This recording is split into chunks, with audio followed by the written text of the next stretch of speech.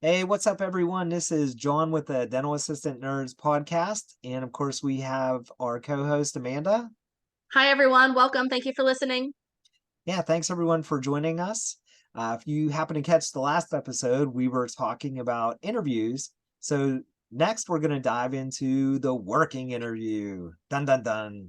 Dun, dun, dun. A lot of you are really getting taken advantage on this situation. Oh, So we're going to start to um, clear the air, I guess you can say, or get you guys up to date of what should be happening. It's the law, it's the rule. John and I are rule followers.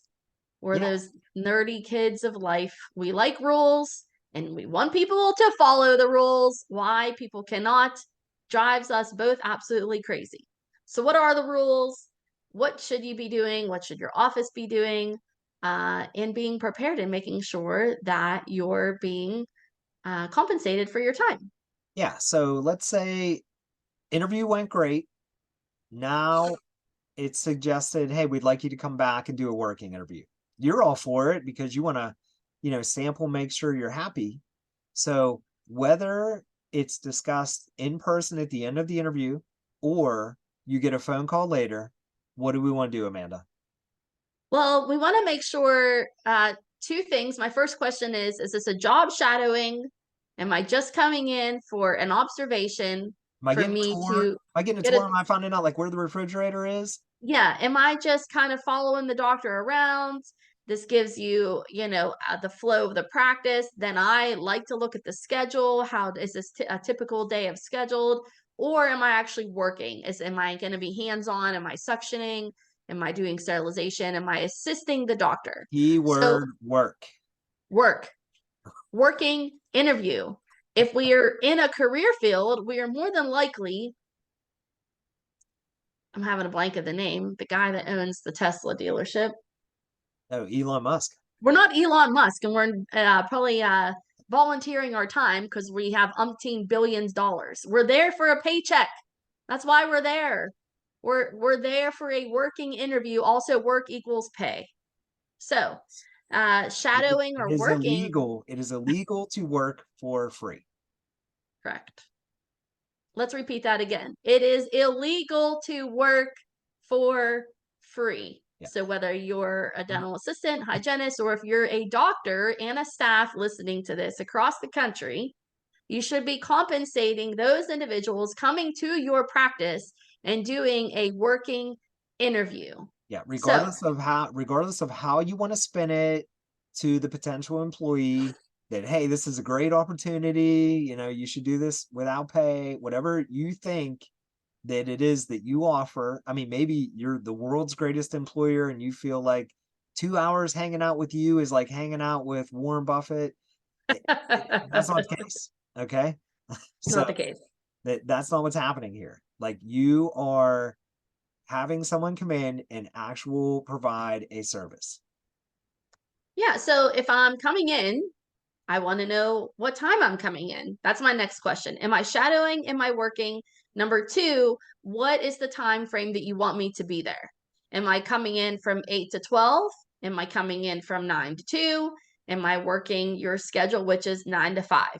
You want to establish what time your start date is, but also what time you are finished.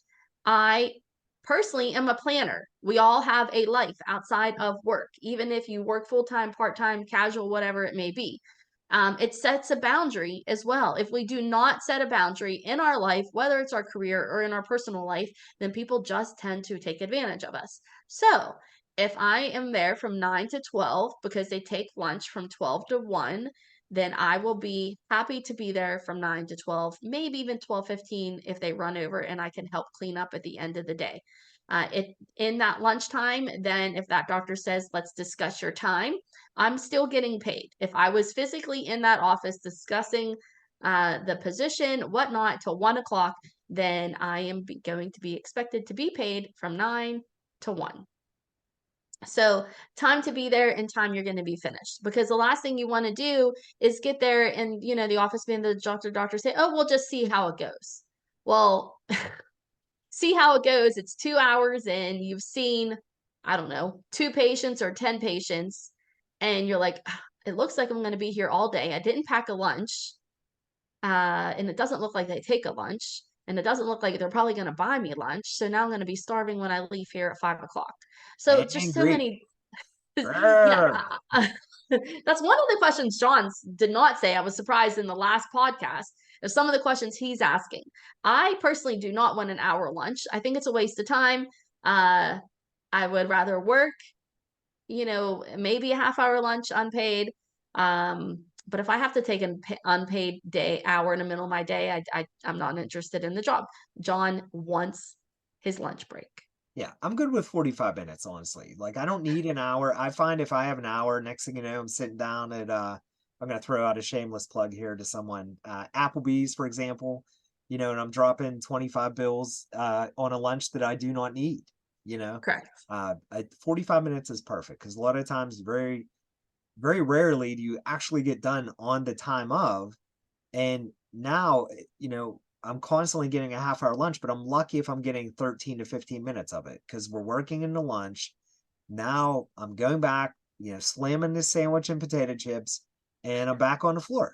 And So you plate yogurt. yeah, yeah, like 45 minutes is perfect. This way I can, check my notifications, eat my lunch, and, typically even with the allotted overflow, now I've gone at least 30 minutes. But yeah, I don't need an hour. An hour is too much, but 45 minutes to me, that's perfect. Yeah, so it's great to establish a time frame, and that's just respectful of your time, and yet again respectful of theirs. So then they know that, listen, Amanda's coming today for a working interview. She's going to be here from 9 to 12. So if they go into 12, I hope their staff is fully there for the day. Uh, because about a 12, like I said, pushing 12:15, I'm kind of wrapping things up, and I'm going to the office manager that asked me to come in, or the doctor if the office doesn't have an office manager. Then I'm saying, it's 12 o'clock. This is the time frame that we had discussed that I'd be here for the working interview. Um, I'll, thank you for the time that you had me today. And, hopefully after your day today and how things went, that I'll hear from you soon about the possible opportunity. You can keep it very vague. You don't want to expect them to give you an answer on the spot either of opportunity. Uh, this is also your time to kind of scope out the office as well. What do I Well, mean? you know, you brought up time frame, you brought up, okay, like, what is the time frame I'm working? What else do we want to bring up? Hey, Pay. Pay. Now, just because you're asking for X doesn't mean that's what you're going to get for this working interview. So that's why you want to make sure that everyone's on the same page and there's no surprises. Because some offices, they might offer um, a pay specified for people who are coming in for working interviews, like training pay, working interview pay.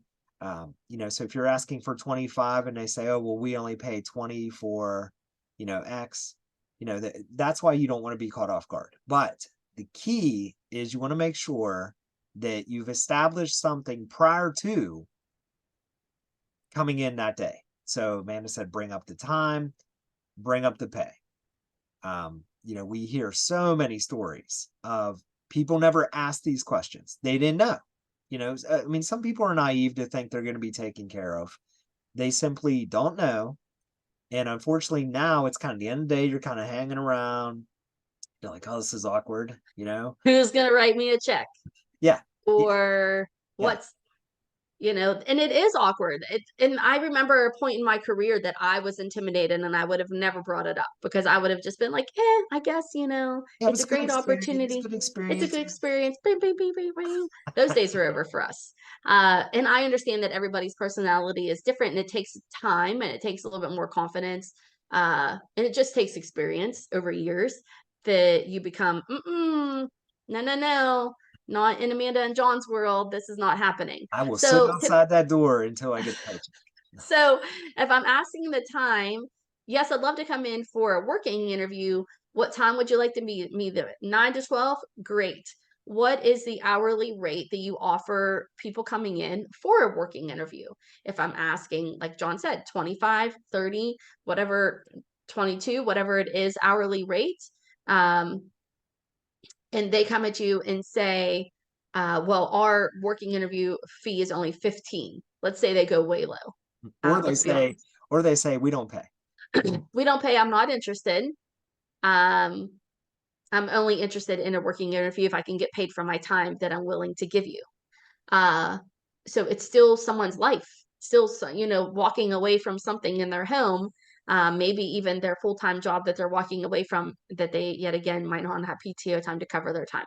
So respectful, we're only talking about maybe 3 or 4 hours here. I personally am not a fan of that 8 hour, 9 hour workday as a working interview. It puts an awkward situation of you don't know where anything is, and I mean, I temp, so like I get that feeling, but you just want to establish that time. If they come way lower than what your hourly rate is that you're asking for to be paid, then I also would establish that uh, that rate is acceptable for my working interview, but just as a reminder that that's not what we discussed of what my rate would be or what my possible rate would be for if I'm hired full time or part time in this position. So, because some offices potentially could look at it, well, if she's willing to take a working interview for $15, then why would we pay her 20? And that's not the case. It's just an a kind of like a substitute situation. Substitutes in school districts get paid way less than teachers that are full time positions. It just uh, um, tit for tat in the sense of a scenario of how to work that through as well. Yeah, yeah, and you definitely want to, make sure that you're standing up for yourself. And, that's the whole point of what we're talking about is that, we don't want to be taken advantage of. So, um, let's finish this conversation on the other side of the break. We will be right back from a word from our sponsor. All right, and we are back with the Dental Assistant Nerds podcast. I'm John, and of course, we have Amanda with us. So before the break, we were talking about establishing some boundaries with our working interview, determining if it's a working or a shadowing, in the hours that we're going to be there, and then the pay rate that we're going to be being paid for the day as well. And So if we're getting paid how are we now, how are we getting paid? Um, and that can go a couple of different avenues as well. So how are we getting paid? It could be same day pay, which is naturally ideal because you're only there maybe 4 hours. So 4 hours at $20 an hour, then they just write you a check. And of course, you're not paying the taxes and you're not paying um, federal and state wages. It is something, uh, there's a whole other podcast we could do on how you bring that into your income when it comes to taxes. But so we have same day pay, or some offices want to put you on their payroll. So if you're there on a Tuesday, oh, the staff doesn't get paid for this week until next Friday. And that's when you'll get paid as well. So then you have to wait even just to get paid for those few hours, and it is taxed. So that is something to take consideration as well when they are paying you. If you want 25 an hour and they're only willing to give you 20, now they're giving you 20 and they're taxing the 20. So it is something to take into consideration. If you are getting paid on their payroll, then there's paperwork that you need to do, right? You need to have your bank account information and whatnot to establish that situation, your withholdings. So there is some paperwork you need to make sure you do. And that is something that if in that phone call that they're asking you to come in for a working interview, I would be requesting when I walk in the door, kind of putting your bag away, jacket off, whatever may have you. I understand I'm getting paid in your payroll. Can I have the paperwork to establish that you're going to pay me next Friday for these hours that I'm here today? Yeah, and you can even request, hey, can you email that ahead of time? That way, when you showed up, the paperwork's ready to roll. Yeah, and then that lets them know that you're serious about wanting getting paid as well. What if this office has over the past 10 years of them being opening that they've never paid someone for a working interview? Or unfortunately, there's situations that, oh yeah, we'll pay you. We'll pay you, we'll pay you, we'll pay you. And guess what? They never do. They never write you the check the same day. Oh, you'll get paid on our payroll next Friday, and it never happens. Yeah, So now what do there's you some do? girls in some of these groups that, it's like 3 months later, they've contacted, they've emailed, and they just keep getting blown off. And it's like, really, what are the repercussions? What steps can you take now? Now you're fed up and they want you to give up, truly, because now they just saved that money. So they just want you to be like, it's not worth the headache. It's not worth $100. It's not worth the $50. And unfortunately, if they're doing it to you, they're doing it to other people. So someone has to take that stand. So Yeah, absolutely. is it going to be you? Yeah, Yes. it needs to be, you know, plain and simple. Whether they're trying to pay you with a Chili's gift card, another shameless plug, or, you know, plain and simple, they just haven't paid you at all. At this point, you have to contact your state labor board. That typically magically resolves things as far as you getting a check. Because now, once again, it's illegal for you to work for free, and you let them know, hey, I worked at this place and I should make X. Now, when Amanda, reverting back to earlier, hey, can you email me like what time I need to be there? These kind of things. It's always a good idea at some point to have something in writing about the pay, because let's say you go this route, now it becomes he said, she said. Now you've gone the route of turning them in. They very easily could say, well, we just agreed on minimum wage, after all that. So definitely the more you can get in writing is going to, help solidify what you are going to be paid appropriately. And that can go into your plate as well, or your court, in the sense that if someone isn't going to contact you, if a day or two goes by and they haven't contacted you, then that's when I am going to call and ask for an email address, or look on their website, or if I took an email address that day during the phone call, and say to, Linda's the office manager, and I'm emailing her and the doctor, in the sense, as per our conversation over my working interview that will happen next Wednesday from 9 a.m. to 12, my pay rate will be $20 an hour on your payroll the following Friday, which is December 18th. Please, respond in clarification that I'm understanding what is to be expected of me on the day of the working interview. So that's to where you're just covering yourself. And so it's a paper trail. And then that email, that if a situation would come into play, as John and I are talking about them not paying you, then when you do report it, you would then say, I have this email stating this. They responded, yes, they'd agreed to this as well. And we've had students, even in our program over the past 2.5 years, that, hey, I went on a working interview. I was there 2 or 3 days, which is our next topic. How many days am I going to be here? Especially if they're trying to get you for all day. Oh, well, we really need someone. Let's do it Wednesday, Thursday, and Friday. Well, I wasn't expecting that. I don't even work full time at my position now, and now they want me here 3 days. So yet again, it's something else to establish. Typically, a working interview is a half or full day. uh, when over you're the over getting the course of one day. when you're getting into multiple days, you're probably there replacing somebody because they're short staffed.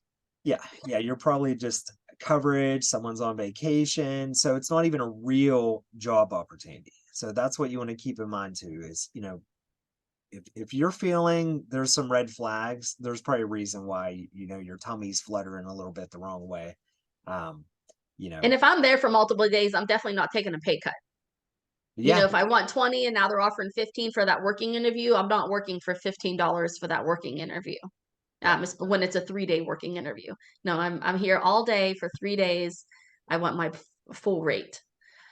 Uh, so yet again, taking a stance and helping take control of the situation. And so many years have went by, let's just say pre-COVID, in our world, that dental assistants were extremely taken advantage of. So and it comes to a little bit lack of knowledge of what's out there and what was allowed to be happening and what's not allowed to be happening, such as situations like this with a working interview in dentistry, and across so many other platforms of professional careers as well. nurses, and we can go on medical assistants. I'm sure this is happening in other lines of work as well. So making sure that we know what the expectation is, and when you start to ask the questions to that office manager or doctor, then they start to realize that you kind of, in a sense, quote unquote, mean business, that you know your stuff, and that you know what the regulations and what the rules are to be followed, and that you're following through with such as well. Yeah, and you're not going to be taken advantage of. We are seeing a shift in, some of the heavy dentist groups where they say, "Wow, everybody's coming in and asking for benefits. Is this like the new norm?" You know, that's the kind of change like you want to be a part of. We want to ensure that people are asking the appropriate questions, and that it helps them realize too that, oh, this is what my competitors are doing. This is a thing, because a lot of times, let's face it, dental assisting for all these years, way back 70s and 80s, it was a heavily dominated female field full of married women that just kind of came to work, made a little extra money. The husband had a good job. And so all these things weren't needed, and now there's such a change that it's one of the most heavily uh, employed career fields of single mothers. So, all these single mothers, they need insurance for their kids. They need certain benefits. And now we have to be the ones who are constantly asking these questions to ensure that offices are educated in knowing what's out there, but then obviously letting them know, hey, these are some of the things that we need as employees. Yeah, absolutely. So, go in, like we said in that interview, and be prepared. Be prepared of what your expectation is and what you know is going to work for you, work for your loved ones at home, and your life schedule. We go to work for a period of time of the day, but we still have our life outside of that time frame as well. That's important to juggle. So, um, just doing what we need to do in the moment that's going to work for us. Now, of course, John and I both have been in situations in our early on career, so more than now, that sometimes you got to make it work. Sometimes you have to make, oh my gosh, like the pay is great, but the schedule's not the best, but it's what I need for my breakthrough. It's what I need to level up. It's what I need in order to get into this office or to be able to establish myself, especially early on in the career. So sometimes there's just some ways, if in the sense, if there's a will, there's a way, that if you want to make it work, that somehow it will work out for you. And again, I'm a mom of young kids too. Sometimes it was daycare. My husband has a job that's not so flexible, so I had to be a little bit more flexible. So all these scenarios on how it can work, but in those moments of also wanting to level up our professional career on how am I going to finagle this? How am I going to find a sitter? Um, but it's also important to not miss those, in the sense, after school activities with your kids as well. In a lot of offices, um, offices will make that known that they're okay with that, and some offices will make it known that they expect your priority is your job and is your career. So you have to make that choice. Yeah, yep, great points as always, Amanda. And we constantly talk about everyone's in different phases of life. If you have small children, you're trying not to miss all those moments of life. You might want that flexibility early on, and then you might find yourself becoming more of someone that's dedicated to a job as you get older, because now maybe the kids are grown, and you can kind of give that attention to that job. So, I think you want to evaluate. And of course, when you do those interviews, um, we have some people that we talk to, they're a little too honest, to the point where they tell an interviewee, hey, my kid gets sick a lot, I get sick a lot, and you're just gonna have to accept that, if you hire me. So chances are you're probably not going to get the call back for the working interview. So you might really want to rehearse, think about what you want to say, and maybe some nicer ways of saying things. Of course, we are in this era of people do need employees, but depending on the office brand, they are also in control of that destiny as well. So, of course, we thank everyone for listening. Anything else to add, Amanda, on this topic? I don't think so today. If you feel that you have some questions or how you can obviously alleviate this situation, or if you've been in this situation of being taken advantage of and not gotten paid for your working interview, then there are stances you have that can make that happen to get that paid back. So, John and I will always stress that we can help you a professional contact on how we can help and guide you, or if we don't have the answer between our bubble of individuals that we have outside contact in the dental career field as well, we can see what we can do to try to help you. But I hope if you weren't aware of this situation of being paid for the working interview, that you'll make the change the next time that you do go for a working interview. Yeah, and hopefully we were able to shed some light on some of the things that are right and wrong with working interviews. And of course, we'd love your feedback. So, anytime our listeners contact us, we love hearing from you. So feel free to contact us at cornerstonedainstructors@gmail.com. You can always find us in the Dental Assistants Worldwide group on Facebook. Of course, that's a private group for dental assistants. And, we really appreciate the likes, subscribe, follows on the podcast on Spotify and, of course, on YouTube. Yeah, so thank you for listening. Don't forget to stand tall, stand out, be confident in your knowledge, be open to your growth and growing in your career field. So good luck and enjoy that next working interview. Yes, good luck and please let us know how it goes.